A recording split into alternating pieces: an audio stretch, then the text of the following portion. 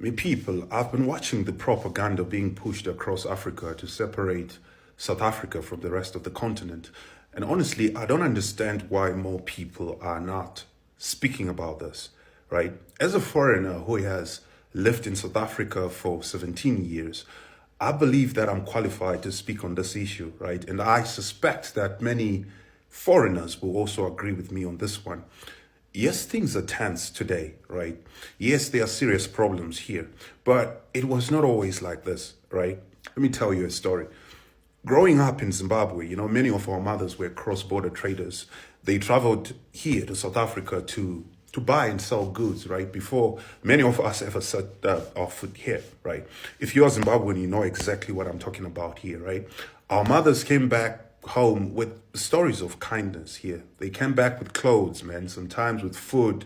Some South Africans even offered money, simply wanting to help, all right? That is why when the Zimbabwe's economy collapsed in 2008, many people chose South Africa, right? We had grown up hearing about the hospitality of its people, right? And when we arrived here, South Africans didn't disappoint me, people. We lived together here. We worked together. We built together. Just before the World Cup, I still remember, we were one people, but then something began to change, right? Life became harder here. The economy slowed down. The jobs also started to become scarce around here. At the same time, more and more people kept coming, right? Arriving from across the continent. South Africans, they started raising concerns about this. They were asking whether the country could sustain the pressure, whether there was an imbalance, like developing, between economic opportunity and the number of people that are depending on it, right? Which is normal. Whether one agreed with those concerns or not, they were being raised, right? And what happened? Silence. The political class ignored the conversation. They waited for the pressure to just die down. Then it came back again. They were ignored again and again, year after year. This is what was happening. Meanwhile, unemployment, it continued to rise. The economy also stopped growing. Everyone knows this. Then, frustration, it continued to rise. That's what you would expect, right? Now we have reached a point where the issue can no longer be ignored. What we've been sweeping under the carpet for years now, we can't ignore it anymore now. The carpet has become lumpy. It's causing people to fall, right? So we are now forced to confront what should have been addressed a long time ago. And the truth is, it's not good, my people. It's not looking good. This is why I get frustrated when I see Africans looking at South Africa and reducing everything happening here just as, South Africans are xenophobic, and that's it. That's not analysis, my people. That's intellectual laziness. Africa will not be built by slogans, my people, not by emotions. We are too emotional right now, and that needs to end. Africa will build by our willingness to confront difficult conversation. And as a Pan-African, I believe that this situation requires all of us, my people. What is happening in South Africa is not merely a South African crisis. And I keep talking about this. It is a regional crisis, right? And when you consider migration pressures, there is unemployment, government failures, economic instability, the conflicts that are going on across the continent, you quickly see that it's a continental issue now.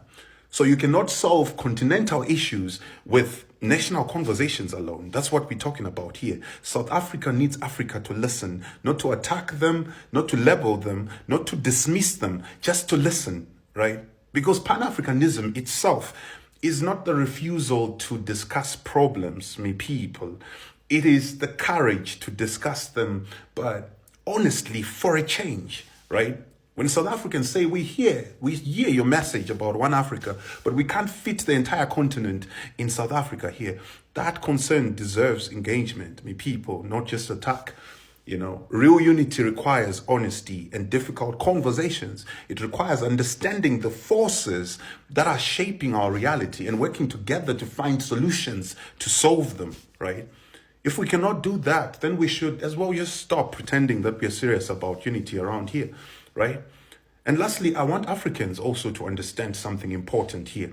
Sometimes 2 or 3 things can be true at the same time, right? It can be true that migration issues or migration pressures are real around here, right? It can also be true that citizens have legitimate concerns here.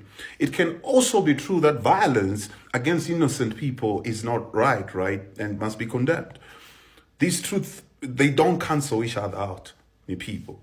Mature thinking allows us to hold multiple truths at the same time. And as Pan-Africanists, we need South Africa in the Africa that we are trying to build here. There is no one Africa without South Africa, right? That is why I urge you, my brothers and sisters across the continent, to try and understand South Africans just a little bit more than the headlines want you to. Because if Africa becomes divided within itself, my people, then those people who never wanted African unity in the first place, they win, right? We can't allow that. Siyakubingelela Mbukeli. Nangu ubhuti ebeka isitori sakhe la ukuthi yena beyi-foreigner ehlala iminyaka ewu-17 eSouth Africa. From 2008 akaze waba nenkinga le-South Africa. Even omama bebehlala eZimbabwe, basuka eZimbabwe beqa umngcele, bathenga impahla babeyothengisa eZimbabwe. Lento nje izinophobia kubizwa be-South Africa kabi, ayikho loo nto leyo. South Africa abantu abakumukela kahle, bahlale nawe kahle.